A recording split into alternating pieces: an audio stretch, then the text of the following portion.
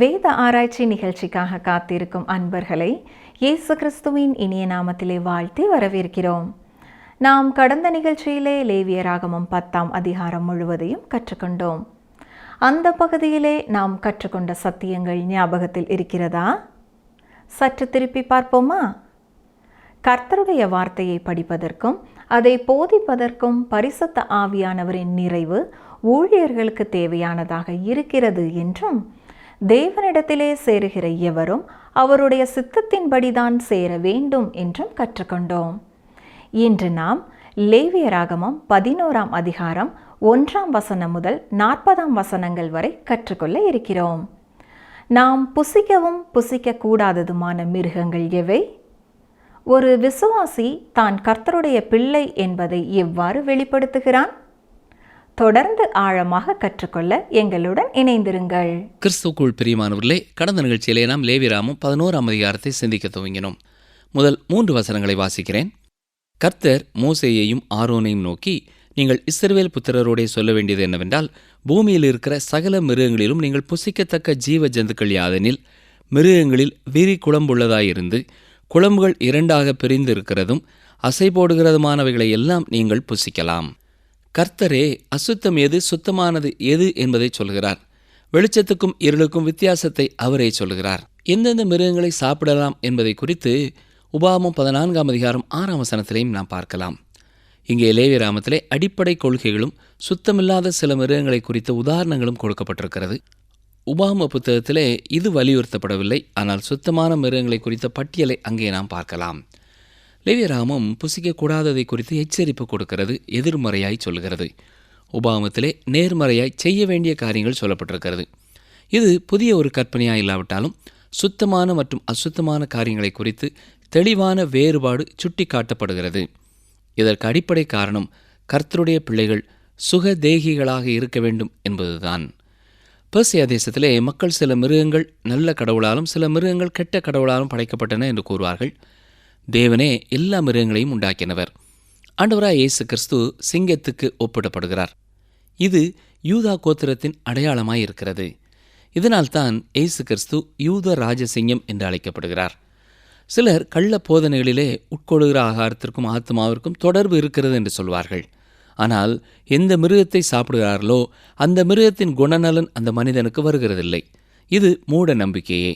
சைவ உணவை மட்டும் சாப்பிடுகிறவர்கள் மிருகத்தினுடைய உடலை மற்றவர்கள் சாப்பிடுகிறதுனாலே தான் அவர்கள் கொடூரமான மனிதர்களாக இருக்கிறார்கள் என்று கூறுவார்கள்.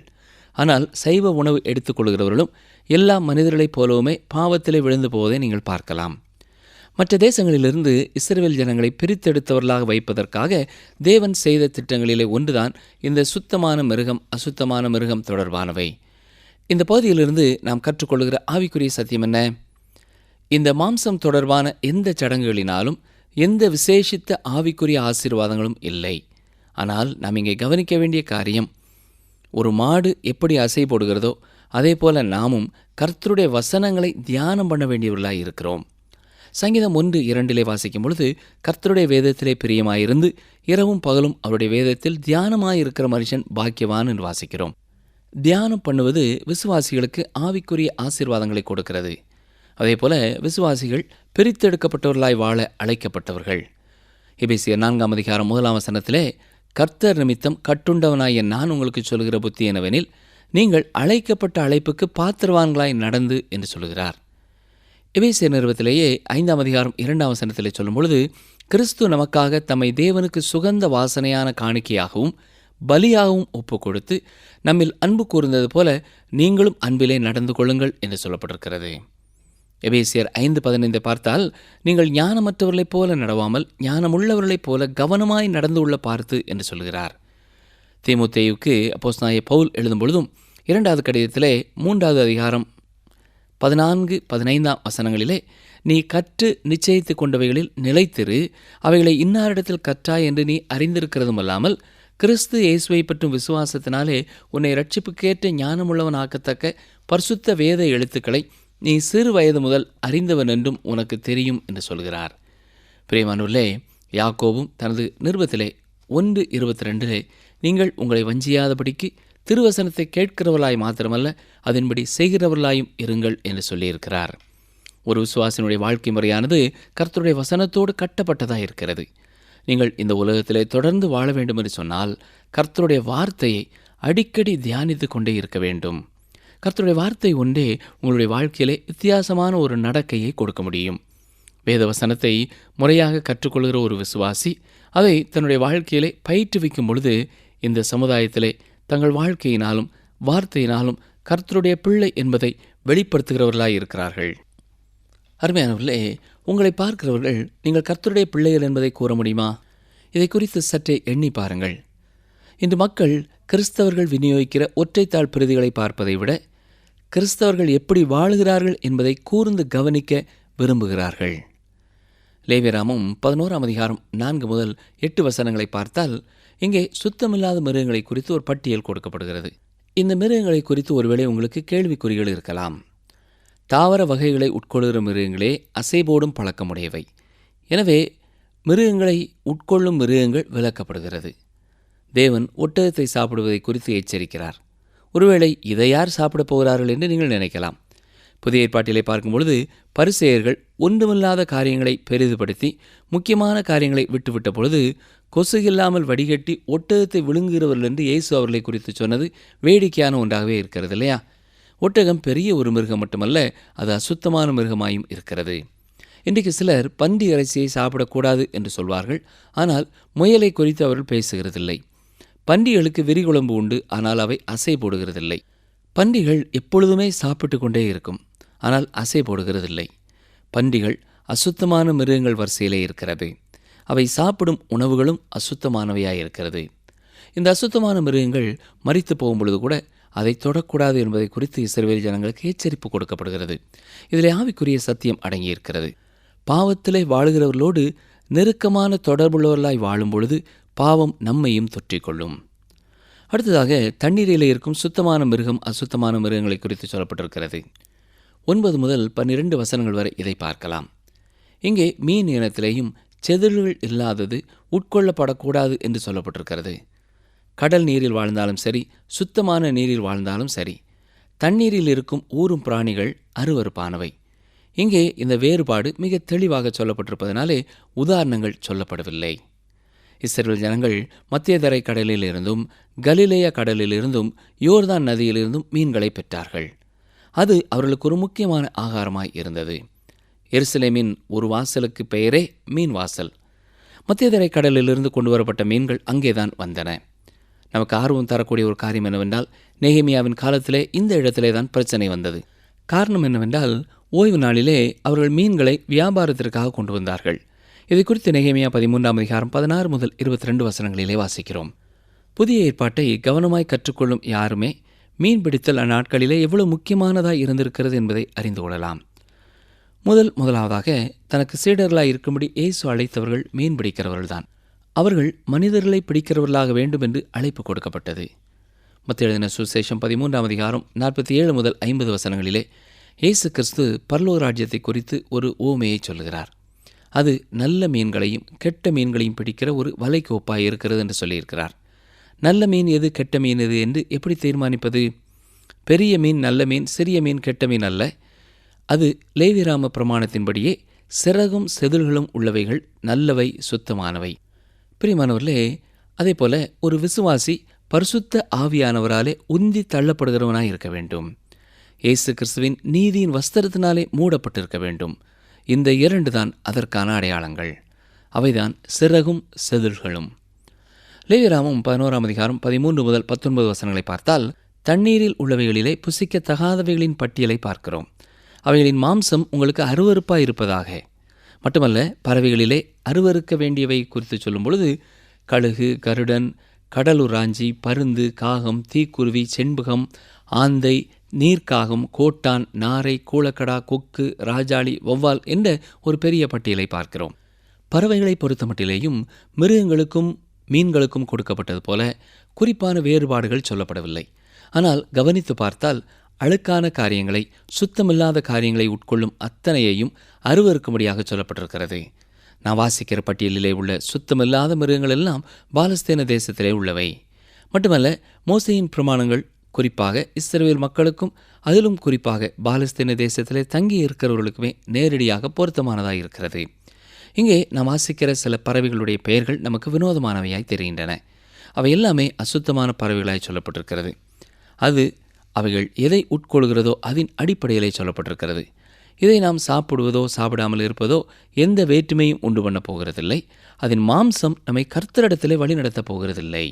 இங்கே குறிப்பாக நாம் அறிந்து கொள்ள வேண்டிய காரியம் என்னவென்றால், இஸ்ரவேல் ஜனங்களுக்கு பகுத்து அறியும், வேறுபடுத்தி சிந்திப்பது என்றால் என்ன என்பதை குறித்த பாடம்தான் இது.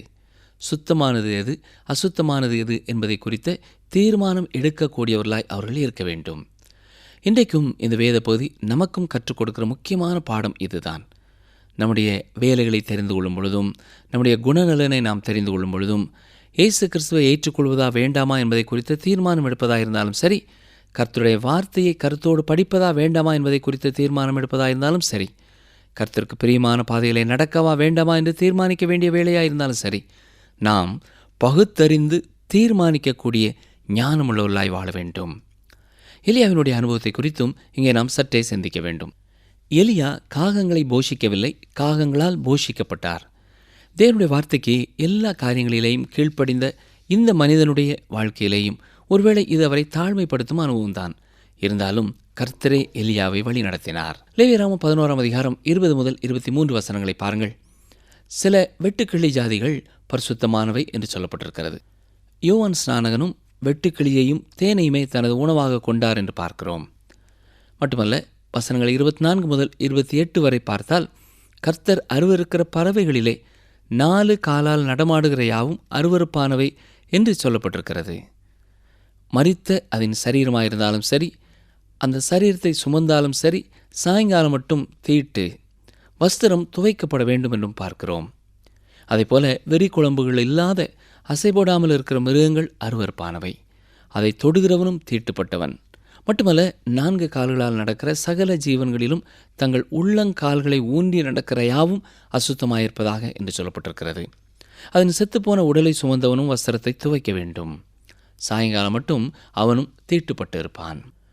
இஸ்ரவேல் ஜனங்கள் அசுத்தமான மிருகங்களை புசிக்கக்கூடாது என்று மட்டும் கட்டளை பெறவில்லை. செத்துப்போன அசுத்தமான மிருகத்தையும் தொடக்கூடாது என்று சொல்லப்பட்டிருக்கிறது. தொடுவதனாலே வரக்கூடிய வியாதி பரவும் தன்மையை குறித்து இங்கே சொல்லப்பட்டிருக்கிறது. இஸ்ரவேல் ஜனங்கள் சிறைப்பிடிப்பிலிருந்து திரும்ப வந்த பிறகும் தேவன் கற்றுக் கொடுக்கும் சத்தியத்திற்கான அடிப்படை கொள்கை இதிலே இருக்கிறது. இதை குறித்து ஆகாய 2ஆம் அதிகாரம் 11 முதல் 13 வசனங்களிலேயும் பார்க்கலாம். இங்கே மிக முக்கியமான சத்தியம் சொல்லப்படுகிறது. சுத்தம் அல்லது பரிசுத்தமானது தொடுவதனாலே கடத்தப்படுகிறதில்லை. அதற்கு எதிர்மாறாக அழுக்கு, பாவம், அசுத்தம் தொடுவதனாலே, தொடர்பு கொண்டிருப்பதனாலே கடத்தப்படுகிறதா இருக்கிறது. வேறு வார்த்தைகளிலே சொல்ல வேண்டுமென்றால், அசுத்தமான ஒன்றை ஒரு பரிசுத்தமான காரியம் தொடும் பொழுது அது பரிசுத்தமடைகிறதில்லை. ஆனால் அசுத்தமான காரியங்கள் பரிசுத்தமான காரியங்களை கெடுத்து போட முடியும். ஒரு துன்மார்க்கன் தேவனுக்கு பிரியமான நீதியான காரியங்களை செய்ய முடியாது. அநீதியிலிருந்து நீதியை பிறப்பிக்க முடியாது. இது வாழ்க்கையின் எல்லா பகுதிகளிலேயும் உண்மையானதாயிருக்கிறது. ஒரு தொட்டி நிறைய அழுக்கு தண்ணீர் இருக்குமென்றால் அங்கே கொஞ்சம் நல்ல தண்ணீரை ஊற்றினால் அது முழுவதும் நல்ல தண்ணீராக மாறாது. ஆனால் சுத்தமான ஒரு தொட்டி தண்ணீரையும் ஒரு துளி அழுக்கு தண்ணீர் அழுக்கு நிறைந்ததாக்கிவிடும். சிக்கன் பாக்ஸ் அல்லது சின்ன அம்மன் என்று சொல்வார்கள் இல்லையா, அந்த வியாதி இருக்கும் ஒரு சிறுவன் சுத்தமாயிருக்கிற ஒரு சிறுவனோடு தொடர்பு கொள்வதனாலே இவன் சுத்தமாகி விடுவதில்லை. அதற்கு மாறாக சுத்தமான பையன் நெருக்கமாக பழகுவதனாலே இவனுக்கு அந்த வியாதி வந்துவிடும். பிரியமானவர்களே, கிறிஸ்துவை விசுவாசித்து ஏற்றுக்கொண்ட ஒரு மனிதன் உலகத்தோடு உழன்று கொண்டு பாவத்தோடு விளையாடி கொண்டு அதனால் கரைபடாமல் இருக்க முடியாது. சிலர் நினைக்கிறார்கள், கர்த்தரை விட்டு தூரமாக இருக்கிறவர்களை கர்த்தருக்காக ஆதாயப்படுத்துவதற்கு எந்த இடத்திற்கும் போகலாம், எப்படியும் வாழலாம் என்று நினைக்கிறார்கள். இல்லை பிரியமானவர்களே, புதிய ஏற்பாடு இதை குறித்து மிக தெளிவாக சொல்லியிருக்கிறது. யூதா 23ஆம் வசனம் பாருங்கள். மாம்சத்தால் கரைப்பட்டிருக்கிற வஸ்திரத்தையும் வெறுத்து தள்ளுங்கள். பாவத்தோடு கலப்பது பயங்கரமான ஒரு தவறு. தொற்று வியாதியாகிய பாவத்தை குறித்து நாம் ஜாக்கிரதையாக இருக்க வேண்டும். ரோட்டிலே செல்லும் ஒரு இஸ்ரவேலன் ஒரு மரித்து போன நாயையோ கரடியையோ பார்த்தால் என்ன செய்ய வேண்டும் என்று சொல்லப்பட்டிருக்கிறது. அவன் தெரியாமல் அதை தொட்டுவிட்டால் துணிகளை துவைக்க வேண்டும். மாலை வரை அவன் தீட்டுப்பட்டவனாய் இருப்பான். அருமையானவர்களே, இது பெரிய ஆவிக்குரிய சத்தியத்தை நமக்கு சொல்லிக் கொடுக்கிறது. ஒரு கிறிஸ்தவன் இயேசு கிறிஸ்துவின் மீட்பின் செயலினாலே பரிசுத்தமாக்கப்பட்டிருக்கிறான். அவருடைய நீதியின் வஸ்திரத்தை அவன் தரித்தவனாய் இருக்கிறான். ஆனாலும் இந்த உலகத்திற்குள்ளே நாம் கடந்து செல்லும் பொழுது பாவக்கரை படியக்கூடும். ஏனென்றால் நம் ஒவ்வொருவரிலேயும் அந்த பழைய சுபாவம் இருந்து கொண்டுதான் இருக்கிறது. நம்முடைய இந்த சரீரத்தை மரணத்திற்குள்ளாக நாம் ஒப்படைக்கும் வரை பாவத்தின் பிரசன்னத்தை நாம் ஒன்றுமே செய்ய முடியாது. லேவியராகமம் 11ஆம் அதிகாரம் 29 முதல் 31 வசனங்கள் வரை பாருங்கள். இந்த பகுதியிலே தரையிலே ஊறுகிற பிராணிகளிலே அசுத்தமானவைகள் எவை என்பது சொல்லப்பட்டிருக்கிறது. இவை நிலத்திலும் நிலத்திற்கு அடியிலும் வாழுகிறவை. இந்த சிறிய பூச்சிகளின் செத்துப்போன சரீரமும் செத்துப்போன யானையின் சரீரத்தைப் போலவே தீட்டுள்ளதாயிருக்கிறது. இது எதை நமக்கு சொல்கிறது என்றால், ஆண்டவருடைய பார்வையிலே சிறிய பாவம் பெரிய பாவம் என்று எதுவுமே இல்லை. இது சிறிய பாவம்தானே என்று நாம் தொடராமல் அதையும் பரிபூர்ணமாய் விட்டுவிட எதிர்பார்க்கப்படுகிறோம். வசனங்கள் 32 முதல் 36 வரை உள்ள பகுதியிலே அந்த தீட்டான மிருகங்கள் மண் பாண்டத்திலே விழுந்தால் பாண்டம் உடைக்கப்பட வேண்டும் என்று சொல்லப்பட்டிருக்கிறது. அந்த ஜந்து தண்ணீரில் விழுந்து தண்ணீர் போஜன பதார்த்தத்திலே பட்டால் அதுவும் தீட்டுப்பட்டதாயிருக்கும். மண்பாண்டமாயிருந்தால் உடைக்க வேண்டும், மரப்பாத்திரமாயிருந்தால் தண்ணீரிலே போட்டு அதை கழுவ வேண்டும் என்று சொல்லப்பட்டிருக்கிறது. ஆனாலும் நீரூற்றும் மிகுந்த ஜலம் உண்டாகிய கிணறும் சுத்தமாயிருக்கும். அவைகளிலுள்ள உடலை தொடுகிறவனோ தீட்டுப்படுவான் என்று சொல்லப்பட்டிருக்கிறது. இந்த பகுதியிலே சமையல் அறையில் இருக்கும் பாத்திரங்களை குறித்தும் இங்கே நாம் பார்க்கிறோம். கவனித்தீர்களா? உணவுப் பொருட்களையும் உணவையும் குறித்து கூட எவ்வளவு நாம் சுத்தமானவர்களாக இருக்க வேண்டும் என்று கர்த்தர் கூறுகிறார். இங்கே பரிசுத்தத்தை குறித்து ஒரு பாடத்தை கர்த்தர் நமக்கு சொல்லிக் கொடுக்கிறார். ஒவ்வொரு பாத்திரமும் கர்த்தருக்கென்று பரிசுத்தமாக்கப்பட்டதாக இருக்கிறது. அது எப்பொழுதும் தொடர்ந்து பரிசுத்தமாக இருக்க வேண்டும். மோசேயினுடைய பிரமாணத்திலே தெய்வ பக்திக்கு அடுத்ததாக சுத்தம் முக்கியத்துவப்படுத்தப்படுகிறது. சின்ன சின்ன குறிப்புகள் முதற்கொண்டு தெளிவாய் சொல்லப்பட்டிருக்கிறது. தேவன் தன்னுடைய ஜனங்களை இவ்வாறு அழுக்குகள் பாவ அழுக்குகள் வராதபடி காப்பதை குறித்து பொறுப்புள்ளவராய் கருத்துள்ளவராய் இருக்கிறார். அருமையானவர்களே, இயேசு கிறிஸ்து ஜீவ தண்ணீராய் இருக்கிறார் என்பது எத்தனை மேன்மையான ஒரு சத்தியம் இல்லையா? எந்த ஒரு பாவியை தொட்டாலும், வியாதியஸ்தரை தொட்டாலும், குஷ்டரோகியை தொட்டாலும் அவர் தீட்டுப்பட போகிறதில்லை. யோவான் 4ஆம் அதிகாரம் 14ஆம் வசனத்திலே நாம் பார்க்கும் பொழுது, நான் கொடுக்கும் தண்ணீரை குடிக்கிறவனுக்கோ ஒரு காலம் தாகம் உண்டாகாது, நான் அவனுக்கு கொடுக்கும் தண்ணீர் அவனுக்குள்ளே நித்திய ஜீவகாலமாய் ஊறுகிற நீரூற்றாய் இருக்கும் என்று சொல்லுகிறார். யோவான் 7ஆம் அதிகாரம் 37-38 வசனங்களை வாசிக்கிறேன். பண்டிகையின் கடைசி நாளாகிய பிரதான நாளிலே இயேசு நின்று சத்தமிட்டு, ஒருவன் தாகமாயிருந்தால் என்னிடத்தில் வந்து பானம் பண்ண கடவன். வேத வாக்கியம் சொல்லுகிறபடி என்னிடத்தில் விசுவாசமாயிருக்கிறவன் எவனோ அவன் உள்ளத்திலிருந்து ஜீவ தண்ணீருள்ள நதிகள் ஓடும் என்றார். சரி, லேவியராகமம் 11ஆம் அதிகாரம் 37-38 வசனங்களை பார்ப்பீர்கள் என்றால், இப்பொழுது நாம் சமையலறையை விட்டு வெளியிலே வயலிலே உணவு பயிரிடப்படும் இடத்திற்கு வருகிறோம். காய்ந்து போயிருக்கிற விதையானது தீட்டுப்படுகிறதில்லை. ஆனால் அது தண்ணீர் ஊற்றி ஈரமாய் இருக்கும் பொழுது அதன் மேலே இந்த தீட்டான காரியங்கள் பட்டால் அது தீட்டுப்படும். எபேசியர் 6ஆம் அதிகாரம் 11ஆம் வசனத்தையும் பார்க்க வேண்டும். நீங்கள் பிசாசின் தந்திரங்களோடு எதிர்த்து நிற்க திராணி உள்ளவர்களாகும்படி தேவனுடைய சர்வாயுத வர்க்கத்தையும் தரித்து கொள்ளுங்கள். ஆம், கர்த்தருடைய பிள்ளைகள் உலகத்தால் கரைபடாதபடி தங்களை காத்துக்கொள்வதற்காக சகல சர்வாயுத வர்க்கத்தையும் தரித்து கொள்ள வேண்டும். லேவியராகமம் 11ஆம் அதிகாரம் 39-40 வசனங்களை பாருங்கள். உங்களுக்கு ஆகாரத்துக்கான ஒரு மிருகம் செத்தால் அதன் உடலை தொடுகிறவன் சாயங்காலம் மட்டும் தீட்டுப்பட்டிருப்பான். அதன் மாம்சத்தை புசித்தவன் தன் வஸ்திரங்களை தோய்க்க கடவன். அவன் சாயங்காலம் மட்டும் தீட்டுப்பட்டிருப்பான். அதன் உடலை எடுத்து போனவனும் தன் வஸ்திரங்களை தோய்க்க கடவன். அவனும் சாயங்காலம் மட்டும் தீட்டுப்பட்டிருப்பான். ஒரு சுத்தமான மிருகம் மரித்து போய்விட்டாலும் அல்லது வியாதியோடு இருந்தாலும் அது அசுத்தமானதாக இருக்கிறது. மல்கியா 1ஆம் அதிகாரம் 8ஆம் வசனத்திலே தேவன் எந்த முடமான வியாதியுமான மிருகங்களும் பலியிட கொண்டு வரப்படக்கூடாது என்பதை குறித்து தெளிவாக சொல்லியிருக்கிறார். உதவாக்கரை என்று போடப்பட்டதோ சிறந்ததற்கு அடுத்த ஸ்தானத்திலே உள்ளதையோ தேவன் ஏற்றுக்கொள்ளப் போகிறதில்லை. நிகழ்ச்சியை கேட்ட எனக்கு அருமையான சகோதரனே, சகோதரியே, சுத்தமானது அசுத்தமானது என்பதை குறித்து நாம் அக்கறை உள்ளவர்களாக இருக்க வேண்டும்.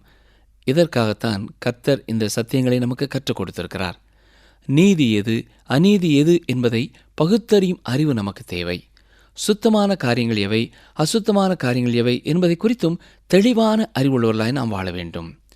எந்த ஒரு காரியத்திலேயும் நாம் தீர்மானம் எடுக்க வேண்டியவர்களாக இருக்கிறபடினால் சரியான காரியத்தை, நன்மையான காரியத்தை, சுத்தமான காரியத்தை, நீதியான காரியத்தை தெரிந்தெடுப்பதற்கு நமக்கு மன தைரியமும் உறுதியான மனப்பக்குவமும் தேவை. கர்த்தருக்கு பிரியமாய் வாழ வேண்டும் என்ற மன உறுதி இருக்கும் பொழுதுதான் தவறான அசுத்தமான காரியங்கள் நம்முடைய வாழ்க்கையிலே குறுக்கிடும் பொழுது அதை தெரிந்து கொள்ளாமல் உதறித்தள்ள, ஒதுக்கி போட நம்மால் முடியும். பரிசுத்த ஆவியினாலே உந்தி தள்ளப்பட்டவர்களாக, இயேசு கிறிஸ்துவனுடைய நீதியின் வஸ்திரத்தை தரித்தவர்களாக வாழும் பொழுதுதான் நாம் தீட்டுப்படாதபடி, கரைபடாதபடி வாழ கர்த்தர் நமக்கு உதவி செய்ய முடியும். ஜெபிப்போமா. எங்களை நேசிக்கிற நல்ல ஆண்டவரே, நிகழ்ச்சியை கேட்டுக்கொண்டிருக்கிற ஒவ்வொரு சகோதரனையும் சகோதரியையும் நீர் உம்முடைய ஆவிக்குரிய ஆசீர்வாதங்களினாலே ஆசீர்வதிக்க வேண்டும் என்று சொல்லி நாங்கள் ஜெபிக்கிறோம். வாழுகிற சூழ்நிலைகளிலே, வேலை செய்கிற இடங்களிலே, படிக்கிற இடங்களிலே அசுத்தமான காரியங்கள் இருக்கும் என்றால் அந்த காரியங்களினாலே உம்முடைய பிள்ளைகள் தீட்டுப்பட்டு விடாதபடி, தாங்கள் கரைப்பட்டு விடாதபடி தங்களை காத்துக்கொள்ள தேவையான ஞான இருதயத்தையும் தெளிந்த புத்தியையும் விழிப்புணர்வையும் தர வேண்டும் என்று கெஞ்சுகிறோம். ஆண்டவரே, இந்த நிகழ்ச்சியை கேட்டுக்கொண்டிருக்கிற யாராவது எதையாவது குறித்து தீர்மானம் செய்ய வேண்டிய நேரத்திலே, தெரிந்தெடுப்பு செய்ய வேண்டிய சூழ்நிலையிலே இருப்பார்கள் என்று சொன்னால், சரியான காரியத்தை தெரிந்தெடுப்பு செய்ய உம்முடைய ஆவியானவரை அவர்களுக்கு துணை செய்ய வேண்டும் என்று கெஞ்சுகிறோம். அன்பர்களே, இன்று நாம் கற்றுக்கொண்ட சத்தியங்களை சற்று திருப்பி பார்ப்போமா? ஆண்டவராகிய இயேசு கிறிஸ்து சிங்கத்திற்கு ஒப்பிடப்படுகிறார். இது யூதா கோத்திரத்திற்கு அடையாளமாக இருக்கிறது. நாம் உண்ணும் உணவிற்கும் நம்முடைய குணநலனிற்கும் எந்த விதமான சம்பந்தமும் இல்லை. ஒரு மாடு அசை போடும் விதமாக நாம் கர்த்தருடைய வசனங்களை தியானிக்க வேண்டும். பாவத்திலே வாழ்கிற ஒருவரோடு நாம் நெருக்கமான தொடர்புடையவர்களாக இருக்கும்போது பாவம் நம்மையும் பற்றிக்கொள்ளும். நாம் பகுத்தறிந்து தீர்மானிக்கக்கூடிய ஞானமுள்ளவர்களாக வாழ வேண்டும். மீண்டும் அடுத்த நிகழ்ச்சியில் சந்திப்போம். கர்த்தர் உங்களை ஆசீர்வதிப்பாராக.